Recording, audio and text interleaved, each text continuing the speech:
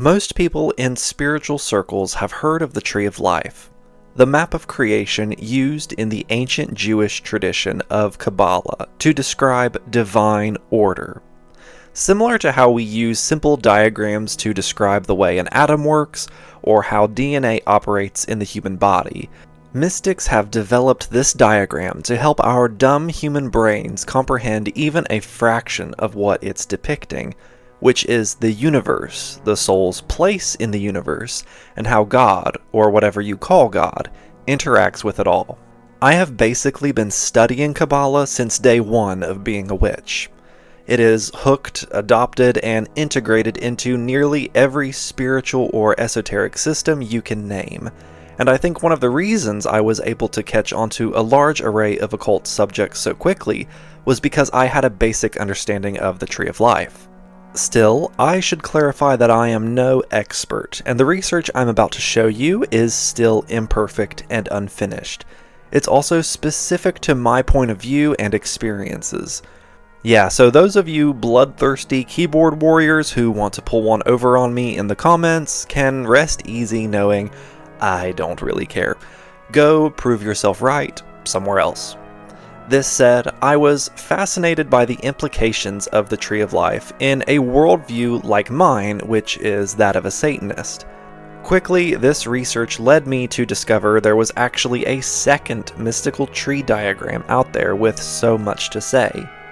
This is the Qliphoth, or the Tree of Death, a dark reflection of the Tree of Life, which is thought to be the world of demons and unbalanced primordial forces. Join me tonight as we not only learn about the origins of the Qliphoth and what it is, but also why it, in my opinion, needs a few tweaks to its diagram. All this and more coming up.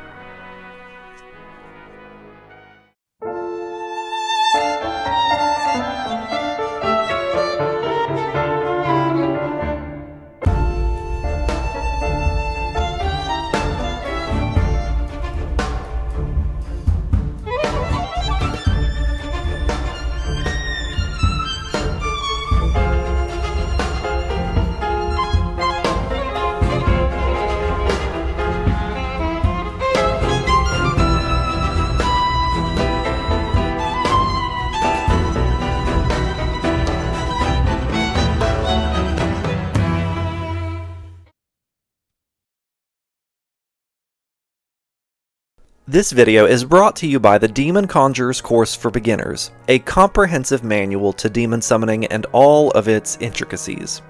Yes, I know, it's a spiritual video course, spiritual capitalism, yes, I know.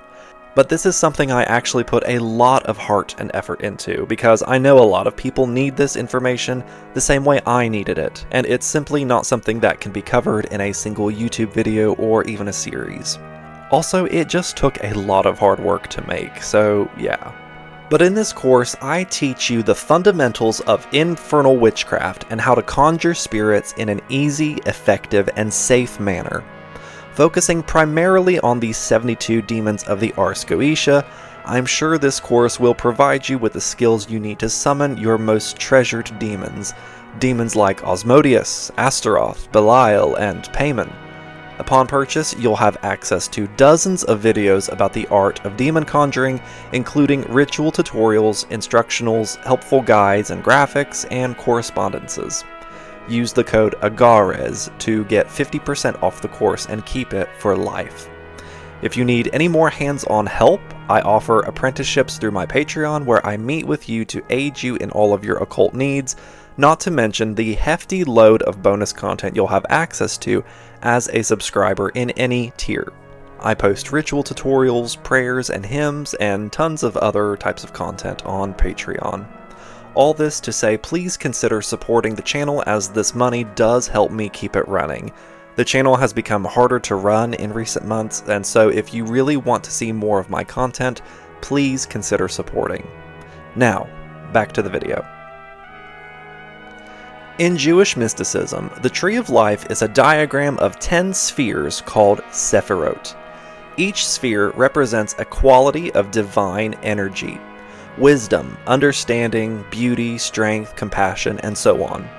They flow from the infinite source of creation down through each sphere until that energy finally takes form in the physical world. Together, the Sefirot are a map of how the divine expresses itself in creation and how the human soul can ascend back toward unity with the divine. But early mystics also warned that this order has a shadow. For every sphere of balance, there exists a hollow reflection, a husk. These are called the Qliphoth, or the singular Qlipha, which is a Hebrew word meaning shells. They are basically the universe's leftovers, as I call them. There's a story in Lurianic Kabbalah, which is a form of Kabbalah invented by Rabbi Isaac Luria, called the breaking of the vessels, which goes to say, in the beginning of the creation of the universe, when the divine light was rushing down through these Sefirot, these vessels, it was too much for them to contain, and so they basically busted or shattered. Think of pouring hot water into a very thin glass cup. It will break. And so these shards of divinity were then scattered and hurled into the abyss, into the void.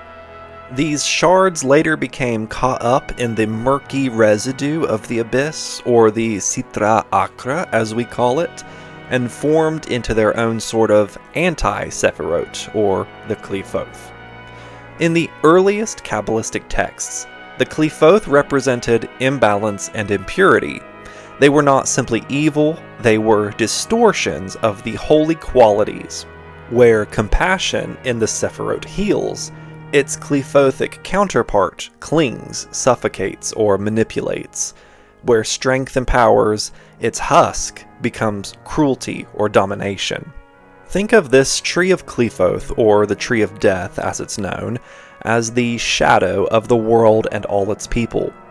Where the tree of life tells us about the attributes of the world, the tree of death tells us about its flaws and all the exiled aspects of creation. Over time, the concept deepened. In the Zohar and Lurianic Kabbalah, as I mentioned, the Qliphoth became the dwelling places of demonic powers, the domains of hostility and separation from the divine. They were seen as the mirror image of the 10 holy Sefirot. For every sphere or vessel of divine harmony, there was a hollow husk of opposition. Where the tree of life lifted one upward, the tree of death dragged one downward. This dual vision fascinated later occultists. In the Renaissance period of Europe, Christian Kabbalists wrote of the Qliphoth as the adverse tree. By the 19th and 20th centuries, secret orders like the Hermetic Order of the Golden Dawn and later Aleister Crowley and his students reimagined the Qliphoth as a system for spiritual descent, a way to confront the shadow of existence. In this reading, the shells were not just evil, but gateways to deeper spiritual transformation and enlightenment. Modern occult traditions often speak of the Qliphoth as the other side of the coin. To climb the tree of life is to ascend toward light, balance, and divine order. To descend through the Qliphoth is to strip away illusion, confront fear, and embrace the natural. But both paths, in different ways, promise knowledge. Today, the Qliphoth has become central to many left-hand path systems, satanic traditions, and contemporary magic. Instead of seeing it only as corruption, practitioners explore it as a source of hidden wisdom. Each Qliphothic sphere is associated with a ruler, an energy, and a lesson about the boundaries of human existence. By walking this dark tree, the magician seeks not necessarily damnation, but liberation through confrontation with the forbidden. Writers like Thomas Carlson even equate it with the tree of the knowledge of good and evil from the Garden of Eden, saying that the adept of the left-hand path seeks to descend the tree rather than ascend it, whereas ascending it would be to unify yourself with God, or whatever you conceive as God, versus rebelling, which is to achieve your own sense of divinity through your own terms. Now, I've used the Qliphoth for years, and I've done many Qliphothic rituals where I've encountered its energies and deities, and from those experiences, I've gleaned two things. The first, and I don't mean to sound gatekeepy when I say this, is the fact you need to be pretty experienced with occultism, witchcraft, ceremonial magic, or whatever, to really be able to handle it. The Qliphoth is a web of extremely dense, chaotic energy, and if you turn the keys and open some of those doorways, you'll find that chaotic energy dumping down into your life.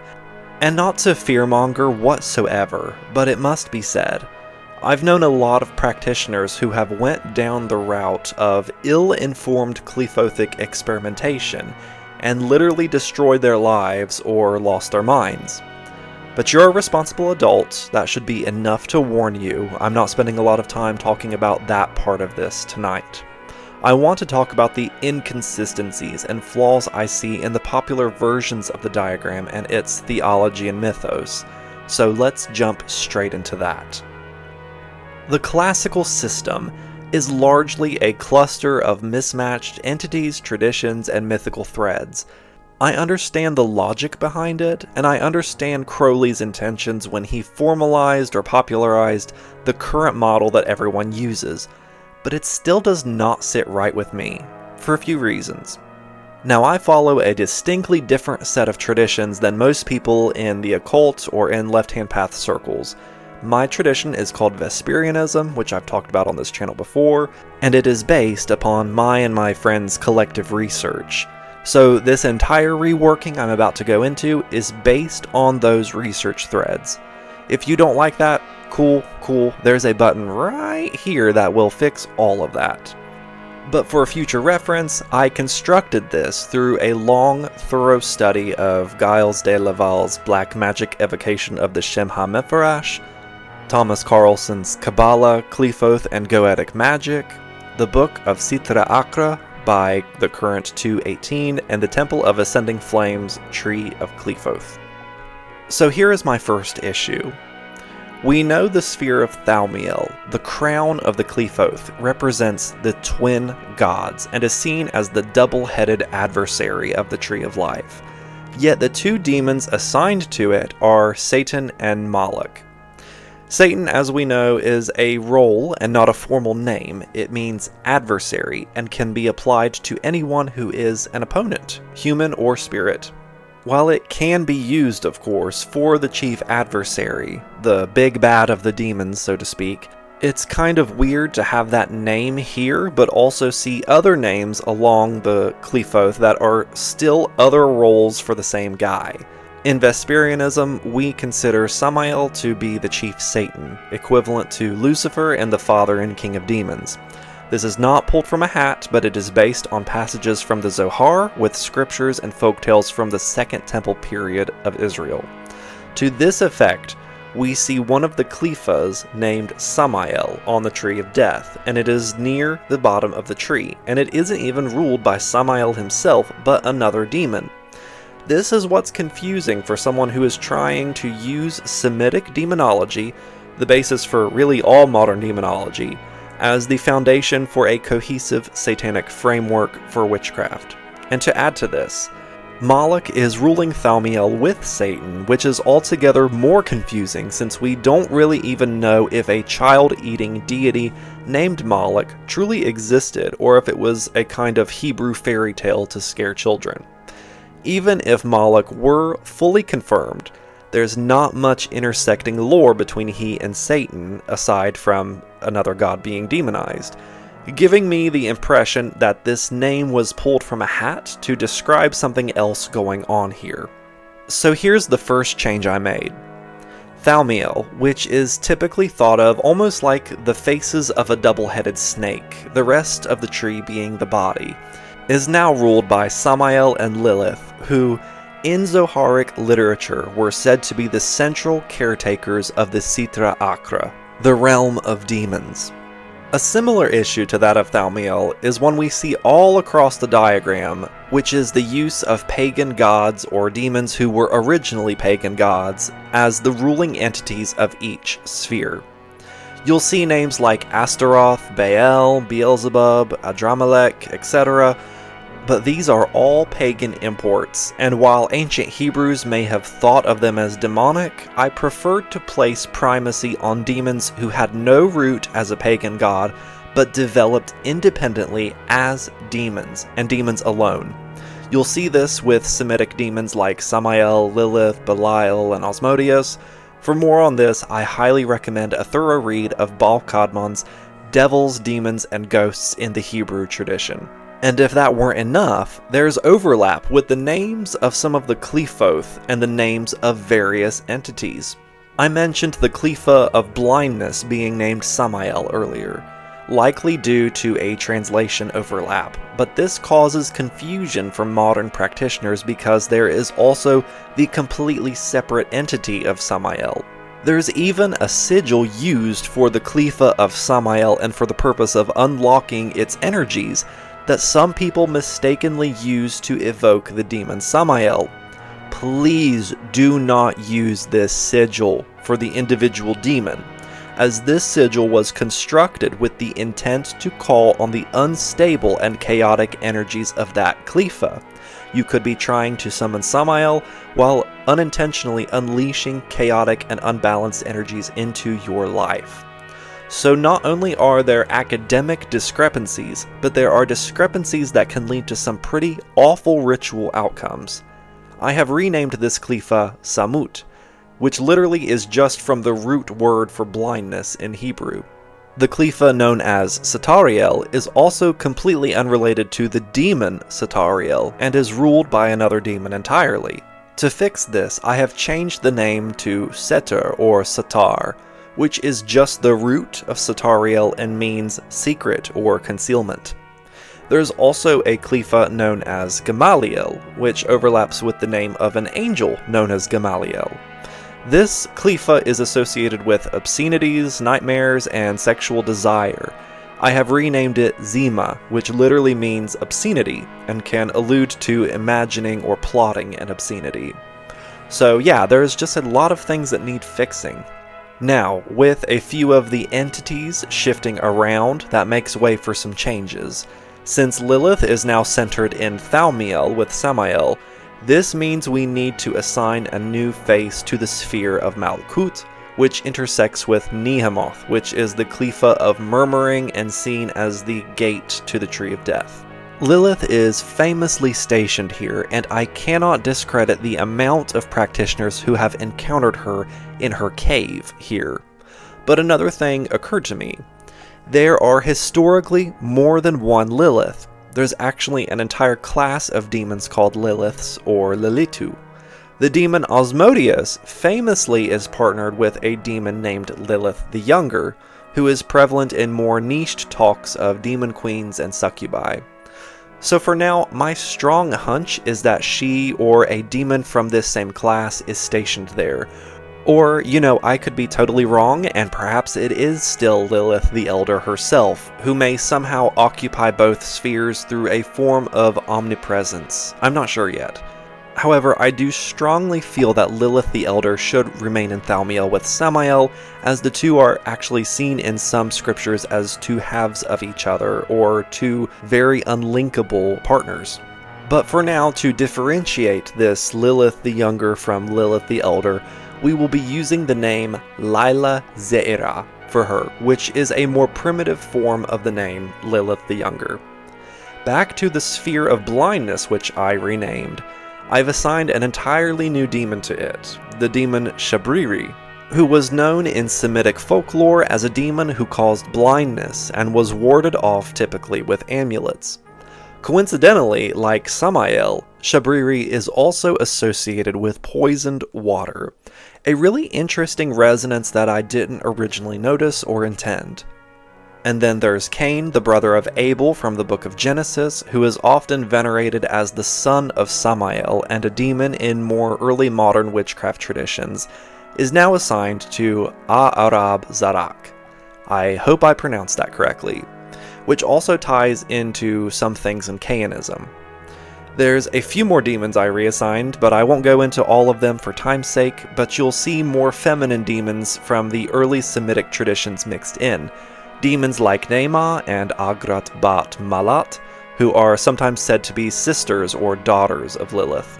I thought it was very important to showcase a balance of male and female demons, since there's an absolute shit ton of female demons in genuine Semitic demonology that we never hear about, and they have just as much relevance to the whole picture as some of our favorites we know and love. Now, finally, here is where things got a little tricky. As I said earlier, I tried to remove as many demonized pagan gods from the diagram as possible and replace them with an equivalent that is more cohesive and dates back earlier. Demons like Lucifuge Rafakali are medieval demons who didn't pop up into our awareness until much later than demons like Belial or Osmodeus, who already had entire cosmic backstories explored. So for the Qliphoth of Satariel, or now Satar, I chose Mammon. Mammon himself is not entirely the product of early Semitic demonology like some of the others, but he does have a strong connection to it. You can watch my video about his early Syrian roots and how his name was once used like a spell or incantation to call money to a person. By the way, I have instructions for a ritual that is based on that on my Patreon. Now, for the Qliphoth of Gagiel, whose name I didn't change but just tweaked the spelling a bit, I left the demon as Beelzebub, but again changed the spelling to the more respectful Beelzebuth, since the name Beelzebub is historically a slur for the god Baal Zephon. I know I said I was removing most pagan imports, but this felt like it needed to stay the same. Even though Baal was a Canaanite god or a group of gods sometimes, the Baals were feared in ancient Israel as demons, so much so that it was ingrained into their very cultural identity that Baal and his worshippers were the enemy of God. I actually have this very unconfirmed, totally personal theory that some pagan gods strike deals with Samael and willingly assimilate themselves into the demonic host when their followings are diminished or destroyed, as a way to keep themselves in the public mind and resist being forgotten. See my video on Hierictasia to see how this works. All in all, these are my edits to the traditional Qliphothic tree, and my research will still require more fieldwork to confirm any of this. So please, if you use this system, please let me know how it works for you. Either way, drop a comment with your thoughts on this system. What are its strengths? What are its weaknesses? It's entirely possible I'll be remaking this video in a year or so when my research has evolved and things have changed. Until next time, children of the world, and as always, thank you for watching.